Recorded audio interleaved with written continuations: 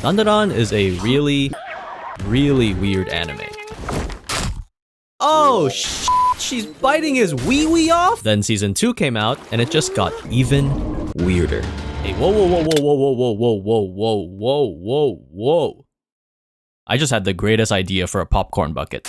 Thanks to Opera GX for sponsoring this video. I've been massively addicted to Dandadan recently, and I want the people around me in public to know that. Subtly though, because I'm nonchalant like that. That's why I installed this mod from the myriad of options on Opera GX. Aside from the awesome wallpaper that you got from the opening, it can also play background music. This one in particular goes Dandadan Dandadan Dandadan Dandadan Dandadan Dandadan Dandadan Dandadan Dandadan Dandadan. It also has keyboard sounds while you type, and sounds when you open and close tabs. Now that's all well and good, but this background music is getting pretty annoying. Well, thankfully, I can disable it right inside the mods tab, or better yet, change it to a different tune entirely. Opera GX allows you to mix and match mods, so you can keep the art of this one while taking the sounds from another. But my favorite part is definitely the video pop-out feature. I write notes every time I watch anime for work, and constantly having to pause my stream and switch tabs can get extremely tedious. With video pop-out, I can finally type while the show plays on the same tab. It's just as convenient as the import tool, which brings all your stuff from your old browser to Opera GX with just a click of a button. Try Opera GX now using the link in the description, and thanks to Opera GX for sponsoring this video. Suffice to say, watching Dandadan for the first time was an experience. I spent the first 3 episodes just sitting there confused, befuddled at what I was watching, but at the same time, I couldn't turn it off.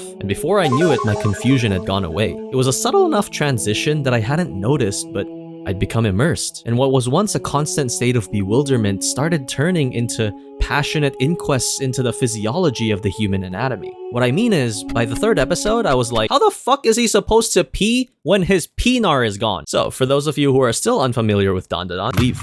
This is your last warning. You will never be the same person you were before starting this video. But for the brave, daring souls out there, this is my experience with Dandadan. Dandadan is about a girl called Momo who's into guys called Ken. More specifically, guys that look like Ken. Oh, hey, I'm called Ken. Ew. This anime was modeled after my high school life. Preferences aside, Momo decides to save Ken when one day she sees a bunch of bullies picking on him. Momo walks away, but Ken, hoping to make his very first friend, chases after Momo, earnestly asking if she's into aliens. To which Momo responds, "Fuck no, we are not friends. You are a filthy weeb and hella weird. Please stay away from me." Again, this was modeled after my high school life. After realizing what she said might have been a bit out of pocket, she tells him, "Look, I don't believe in aliens, but I do believe in ghosts." Huh? Yeah, my grandma is actually a spiritual medium. I know it sounds crazy, but I promise it's true. I've actually seen her conduct multiple seances. Ken thinks that shit is beyond stupid, you know? Maybe kids deserve to be bullied. So they challenge each other to find evidence of their respective beliefs. Ken visits a haunted tunnel, and Momo goes to an abandoned building. And then Ken proceeds to get chased by a cock-thirsty grandma and loses his fucking balls while Momo gets assaulted by a trio of alien businessmen. It's like those fucked up would you rathers your friend comes up with in math class. And I think I know what I'm choosing. There was a lot of controversy surrounding this scene, and it's pretty obvious as to why. I'm a firm believer that this wasn't written with fan service in mind, but it did make a lot of people uncomfortable. Me included, and I completely understand people dropping the show because it made them feel more than uncomfortable. Just because I can stomach it doesn't mean everyone else should, and no one should feel ostracized for having a different reaction. But respectfully, I don't give a fuck about you right now. I want to talk about myself. Can you imagine the social suicide I would be committing if I recommended Dandadan to my normie friends? And this is what they have to sit through? In episode 1? Hey, it's been so long since I've seen you. What you doing these days? Oh hey, I make YouTube videos about anime. Oh yeah? Hey, that's pretty cool, man. I mean, I've heard a lot about anime these days. What you watching? Dude, easily Dandadan. I can't stop watching it. I watch it every week. Matter of fact, I love watching it. Ah, sounds nice. I'll check it out. A few moments later. Dude, easily Dandadan. I can't stop watching it. I watch it every week. I can't stop watching it. Matter of fact, I love watching it. Fucking weirdo. I had mistakenly gone into this show thinking there was gonna be a story. And no, I don't count Ken losing his balls and trying to get them back as being plot-driven. Especially when his immediate next objective is to get his wiener back. Now, I'm not saying it's bad. It's clearly written to be haha funny to push the characters into wacky situations and to fight weird monsters. But premise alone wouldn't amount to shit if the writing wasn't there to solo carry. The way Yukinobu Tatsu can get you to care about a monster's backstory in just an episode speaks volumes to his skills as a writer. I nearly cried watching the episode with the dancing ballerina. The ending left me feeling warm yet empty at the same time. What the fuck? They put Robot E Honda in this anime? Then came the story of Evil Eye, an honestly depressing title given to a monster who wanted to do anything but evil. I pitied him. Oh my god, it's these motherfuckers again. Is that the Loch Ness Monster? Ew,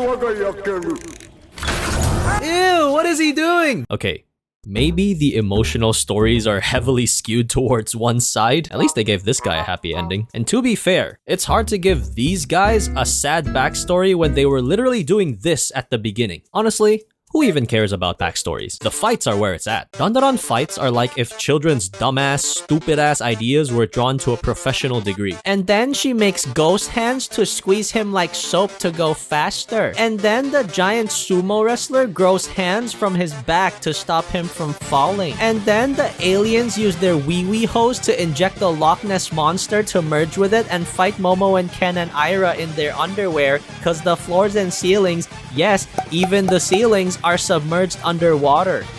And I love it. It's entertaining as hell. The fights will always have the right amount of anime bullshit mixed with a lot of creative writing and a sprinkle of logic in there to gaslight yourself into thinking, yeah, this could work. I think it's so funny though that they had to strip down naked cause the drag from their clothes would slow them down underwater. And it's like, yeah, that's true. But they're also fighting 3 aliens in the body of the Loch Ness Monster where gravity doesn't exist cause the floor and ceiling are somehow filled with water while the liminal space between them isn't. You'd think physics already left the room long before they took their clothes off.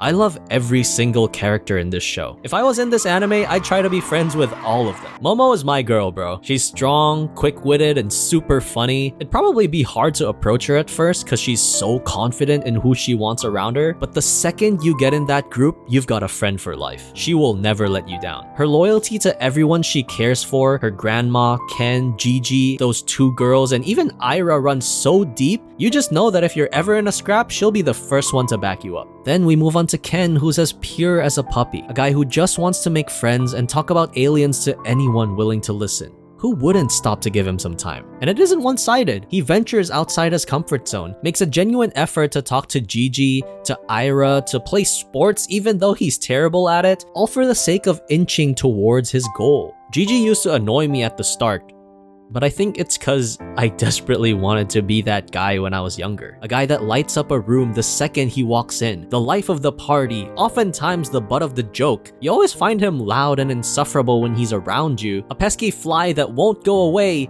but the moment he leaves, awkward silence always fills his place. Every group needs a Gigi, and every Gigi needs a group of friends, not only for him to bounce stupid jokes off of, but to take care of him. Because the loudest people tend to speak the least about themselves. Okay, maybe I was wrong. Ira is a girl so full of herself, she genuinely believes she's the second coming of Jesus Christ after a 16-year-old's golden testicle lands on her face. But it's exactly that sort of blind faith and confidence in herself that saves Ken and Momo more than I'd like to admit. I like GILFs. Oh my god, I would trade my dick and balls for this animation on Blue Lock. Hypothetically, one of my favorite scenes, it's in the middle of episode 7, where we get this blurry, chaotic mess of a perspective as we see through the eyes of a mother who has just had her daughter ripped from her hands. Desperate, she turns every corner with uncertainty, knowing that one wrong turn would come at the expense of never seeing her daughter ever again. Finally, she finds the open road, spots the kidnapper's car, but trips as the car speeds away, leaving her being pelted by the rain. The next time we see her, she's dancing among a network of stars. Millions of small blurry whites fill the screen as she tiptoes, leaps, and pirouettes across a puddle. It's only when the mother's brief life flashes across the screen that I realized she was dancing atop the roof of a building. Those stars were lights, and the puddle was water pooled from the rain. But by the time I realized, it was over. I love POV. And when done right, it makes me feel so immersed in a particular scene. The one where Ken and Momo are running from the crab is also a great example of this. Until you hear the soundtrack accompanying it and it sounds like... Dandadan soundtracks are as weird as its story. It doesn't follow the traditional anime OST. This entire scene made me think I was playing the Horse Girl gacha game. In episode 5, they play this French-Italian love ballad as Momo and Ken wonder when they get to see each other next. It's wrong. You know it doesn't make sense, but it somehow works. Very much like Momo and Ken. I've seen my YouTuber peers echo the sentiment that Dandadan is as much a romance as it is a battle shonen. And I couldn't agree more. I can't help but smile every time Momo and Ken interact. And the way Ken acts to try and get Momo's attention is so sweet and totally pathetic that it reminds me of my own stupid shenanigans in high school. I remember this one time when I was 15 and I had a crush on a girl called Becky in my class, and since it was the last day of school, I wanted to finally confess cause summer break was gonna start and I didn't know if we were gonna see each other at all. So instead of walking up and just talking to her, I instead went up to her friend Tiff and told her, hey, during recess, can you tell Becky that Miss D, our homeroom teacher, wants to see her in the balcony of Building 3 after class? Which, by the way, what fucking teacher would tell a student to meet them at a balcony? Like, the fuck? They can't just meet in her office? Are they gonna jump off after? Anyway, Becky somehow believed this lie, and just as she was told, she walked up the balcony of Building 3. I was already there, box of chocolates in hand because I'm a challenger Rizzler, and our eyes meet. I walk up to her slowly, I open my mouth, pour my heart out, and await her response for what feels like hours. She rejects me. For some reason, my gooner monkey socially unaware brain never clocked in. It's not clocking to you, is it? That telling someone their teacher needs to have a talk with them after school would paranoid the fuck out of them. For the whole day. Because remember, I had Tiff tell her during recess. So yeah, she never talked to me ever again.